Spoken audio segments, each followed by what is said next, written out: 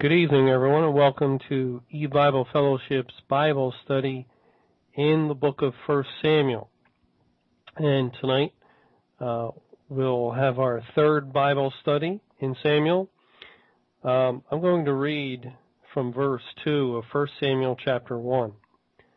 And he had two wives. The name of the one was Hannah, and the name of the other Peninnah. And Peninnah had children, but Hannah had no children. And this man went up out of his city yearly to worship and to sacrifice unto Jehovah of hosts in Shiloh. And the two sons of Eli, Hophni and Phinehas, the priests of Jehovah, were there. And when the time was that Elkanah offered, he gave to Peninnah his wife, and to all her sons and her daughters portions. But unto Hannah he gave a worthy portion, for he loved Hannah. But Jehovah had shut up her womb, and her adversary also provoked her sore, for to make her fret, because Jehovah had shut up her womb. And as he did so year by year, when she went up to the house of Jehovah, so she provoked her. Therefore she wept and did not eat. Then said Elkanah her husband to her, Hannah, why weepest thou? And why eatest thou not? And why is thy heart grieved? Am not I better to thee than 10 sons? And I'll stop reading there. Now we saw in our last study that Elkanah, with his two wives, which we can't really say that was common in the Bible, but it's actually not that uncommon either, because we do find several instances of people who had multiple wives and even true believers. But God is setting up a spiritual picture here with Elkanah. Elkanah is a figure and a type of Christ himself, or of God himself, who has two wives. God, through his word, the law of God, is married to mankind, and mankind is very adulterous in that relationship, and it will be the law of God as the angry husband that rises up to condemn the adulterous wife, all of the unsaved people that have broken the law of God, that have transgressed the commandments of the Bible. But God is married to another. Romans 7 tells us, or Christ is married to another. We, by God's grace, become dead to the law through the body of Christ. That is, those that God has elected to salvation, and we enter into a marriage relationship with Christ that is based on the mercy and the grace of God.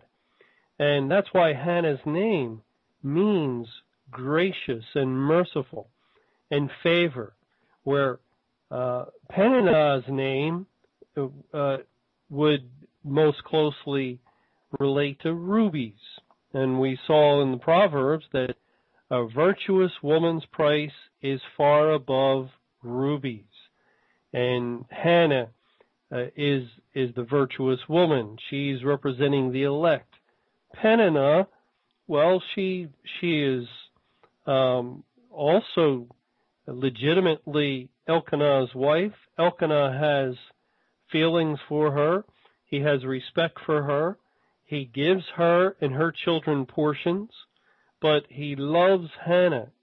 And so even though God has respect for those created in his image, still there's a different relationship between God and those that he has redeemed, those that he has saved and purchased, and the rest of mankind.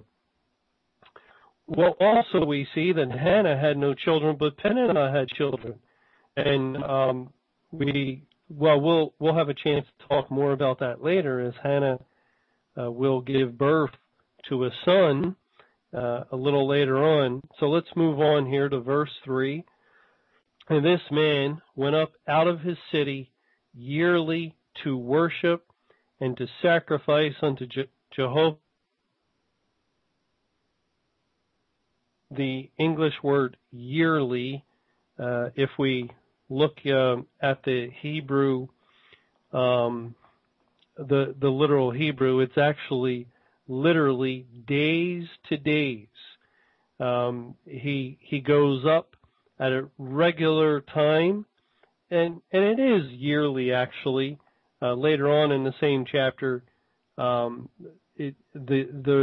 word for year by year or something that's done annually is used. So this is accurate in the sense that it's correct that there was a sacrifice that was held in Shiloh yearly. Now, we're not sure exactly which of the feasts this is, because God commanded in the Pentateuch, in the 5 books that the Lord had used Moses to write, that the males of Israel were to gather 3 times in the year, for the feast of the Passover, for first fruits or Pentecost, and for the feast of ingathering or tabernacles.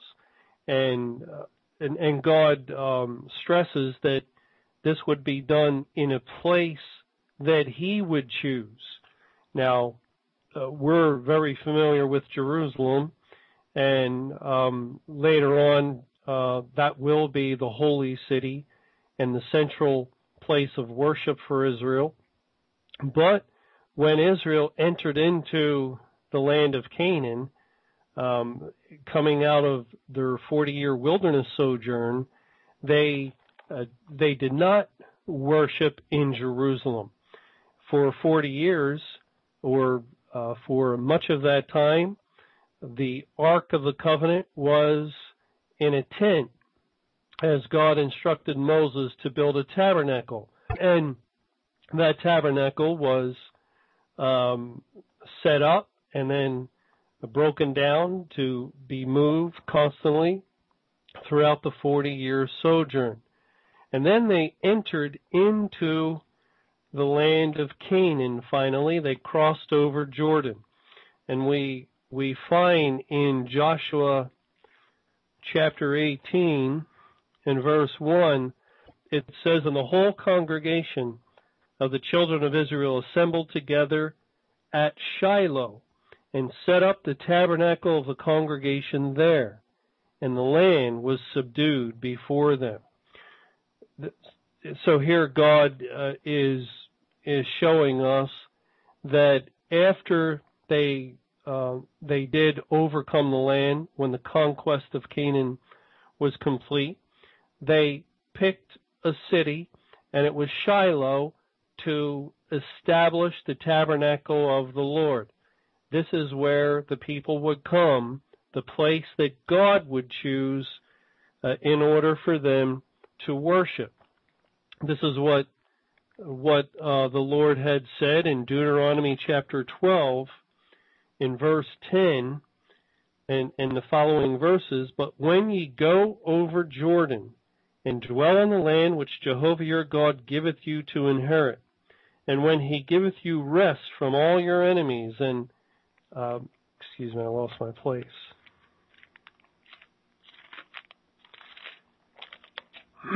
"He giveth you rest from all your enemies round about, so that ye dwell in safety. Then there shall be a place which Jehovah your God shall choose to cause His name to dwell there. Thither shall ye bring all that I command you, your burnt offerings and your sacrifices, your tithes, and the heave offering of your hand, and all your choice vows which ye vow unto Jehovah. And ye shall rejoice before Jehovah your God, ye and your sons and your daughters and your men servants and your maidservants and the Levite that is within your gates, for as much as he has no partner inheritance with you. Take heed to thyself that thou offer not thy burnt offerings in every place that thou seest, But in the place which Jehovah shall choose in one of thy tribes, there thou shalt offer thy burnt offerings, and there thou shalt do all that I command thee. So in the year 1407 BC, following 40 years in the wilderness, Israel crossed Jordan and entered into the promised land of Canaan, and then did battle for some time. And when the battle was complete, they set up the tabernacle in Shiloh. Now, Shiloh, as far as I can tell, was in or near the tribe of Ephraim.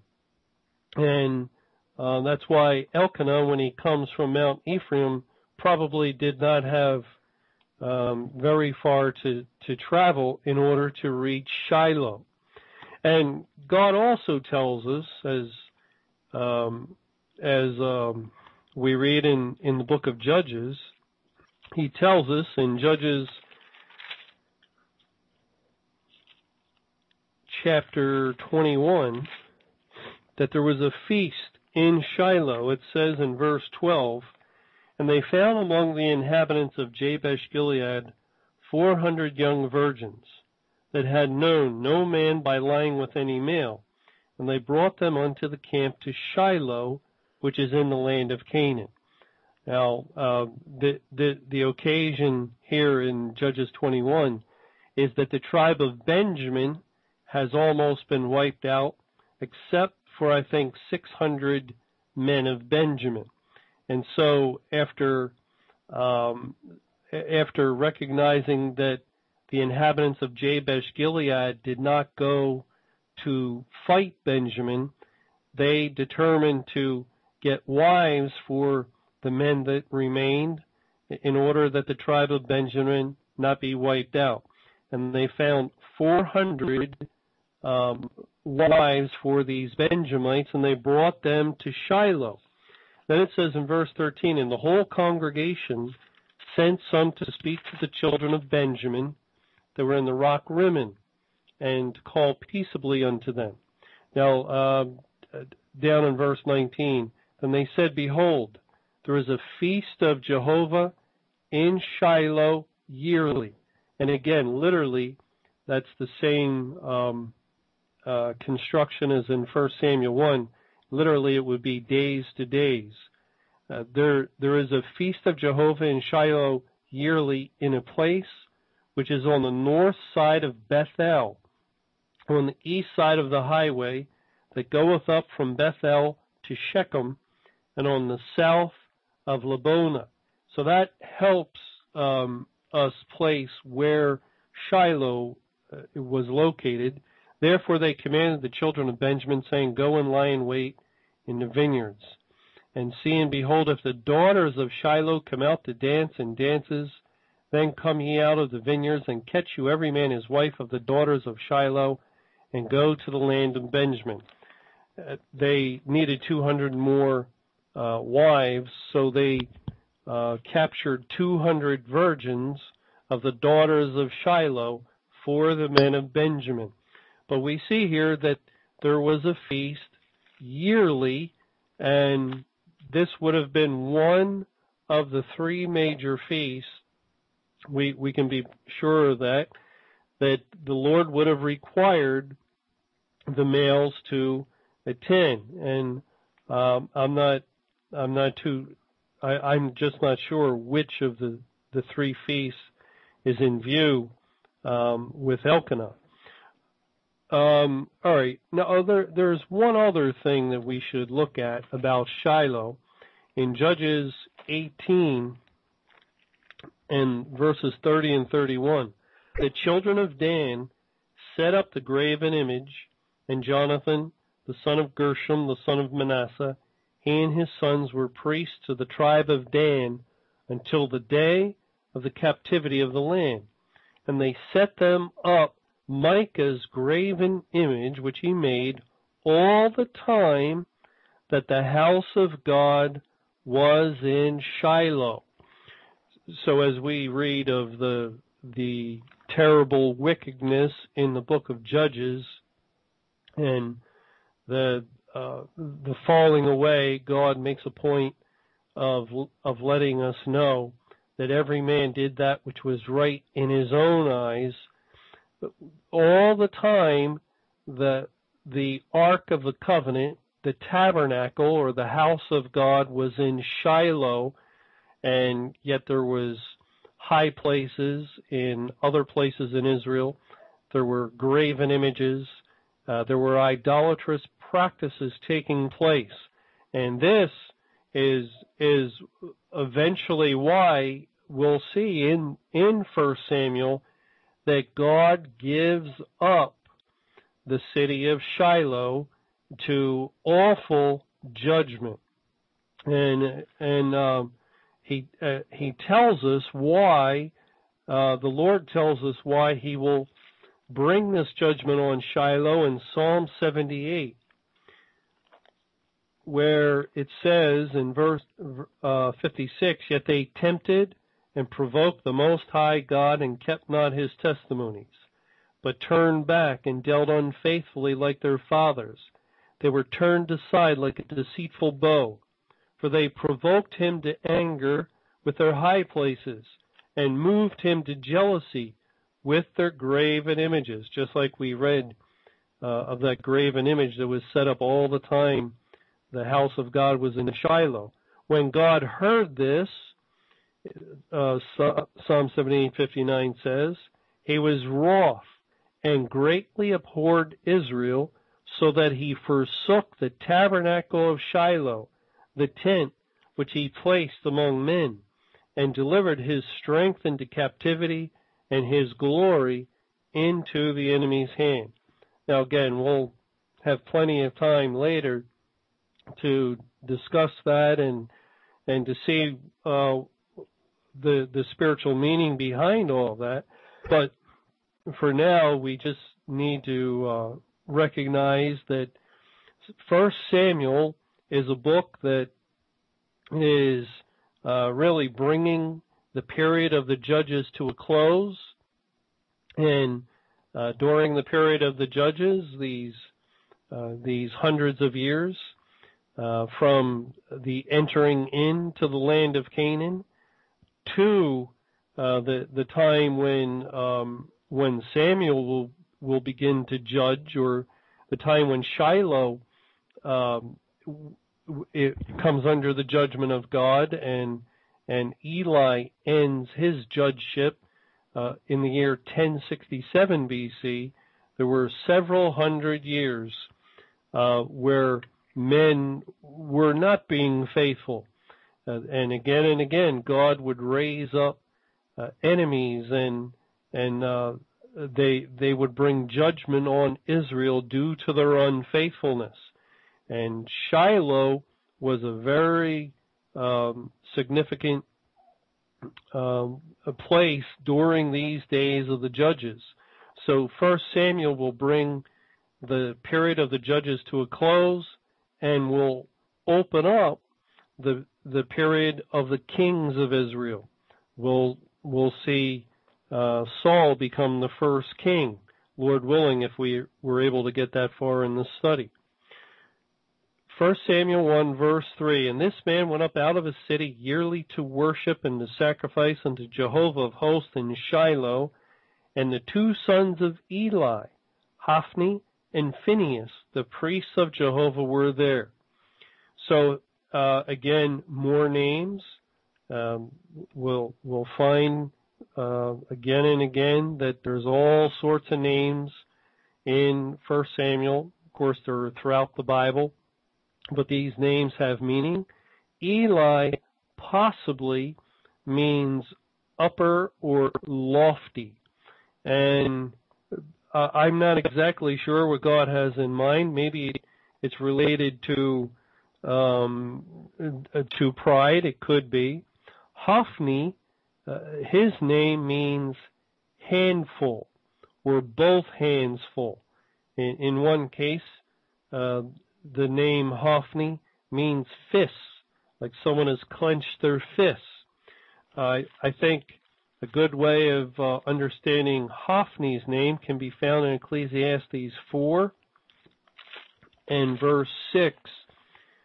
And there it says, better is a handful with quietness than both the hands full with travail and vexation of spirit. That is a good description of Hophni. He was not content.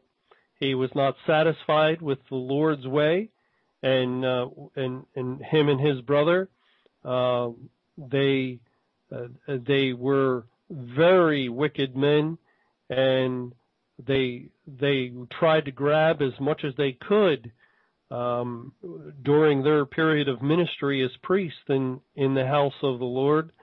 And so Hophni had his hands full, but not in a good way. Phineas's name means mouth of the serpent, and sometimes Phineas can be that name can be for a true believer. We find instances of that, but in this case, it very accurately describes this man, this son of Eli, who really was unrestrained by his father and ended up involved in all sorts of evil dealings in spiritual matters. So these were the spiritual leaders of Israel in Shiloh, Eli and his two sons. And in this case, the number 2 is pointing to the caretakers of the gospel, literally, because these men had the charge of the Ark of the Covenant. They were the ones who had to safeguard the Ark. They're the ones, Hophni and Phinehas, that bring the Ark from Shiloh to the battle with the Philistines at the time when the Ark is taken by the Philistines, and that most awful period of time as a result of Hophni and Phinehas, the two sons of Eli, who should have been faithfully safeguarding the Word of God or the Ark, yet they were careless. And it really illustrates their unfaithfulness in spiritual matters. Okay, in verse 4, it says, and when the time was that Elkanah offered, the time literally is the day.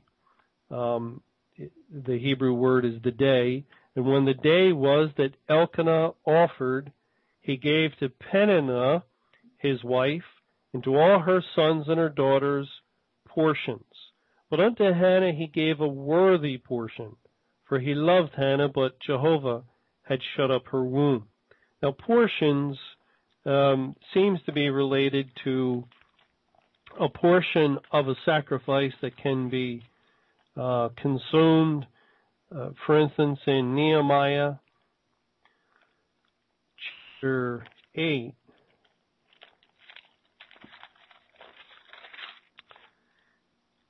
it says in verse 10, then he said unto them, go your way, eat the fat, and drink the sweet, and send portions unto them for whom nothing is prepared. For this day is holy unto our Lord. Neither be ye sorry, for the joy of Jehovah is your strength. And verse 12, and all the people went their way to eat and drink and to send portions and to make great mirth, because they had understood the words.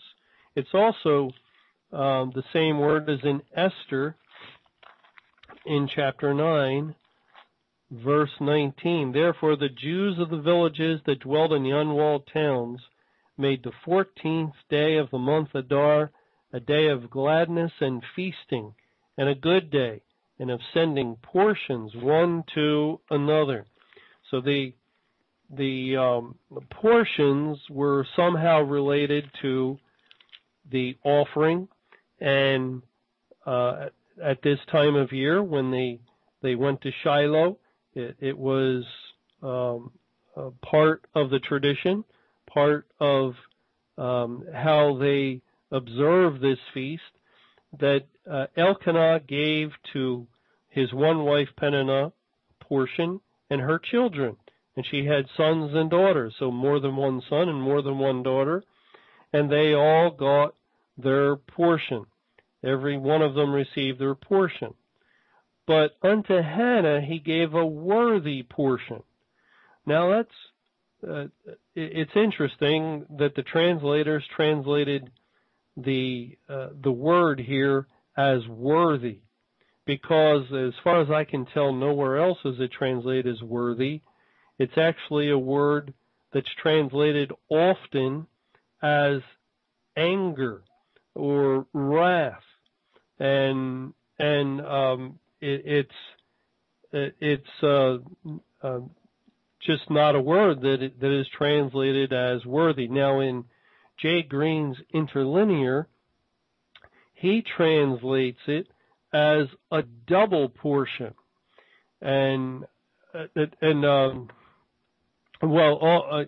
this word also is translated as face or nostrils, as someone, when they get angry, their nostrils flare, but it's never translated as double. So J. Green translates it as a word that it is never translated as anywhere in the King James, and I don't think we're permitted to do that. He I think took that a step too far. But what the idea here is, I think we can understand when we look at one other place where the word portion is found, in Psalm 16 and in verse 5. It says, Jehovah is the portion of mine inheritance and of my cup. Thou maintainest my lot. So Jehovah is the portion. And here Hannah is given a worthy portion, or a portion that somehow relates to the wrath of God. And then it says, for he loved Hannah. And I think that this would be related to the sacrifice, as this partaking of these portions is related to the sacrifice, and the sacrifices point spiritually to the sacrifice of Christ that he made for his people. And so that sacrifice, of which Hannah receives a worthy portion, because it indicates that the Lord sacrificed on her behalf, or as she typifies the true believers, it is pointing to his sacrifice for his people. I think that's what's in view. It goes on to say, but Jehovah had shut up her womb, and her adversary also provoked her sore for to make her fret, because Jehovah had shut up her womb.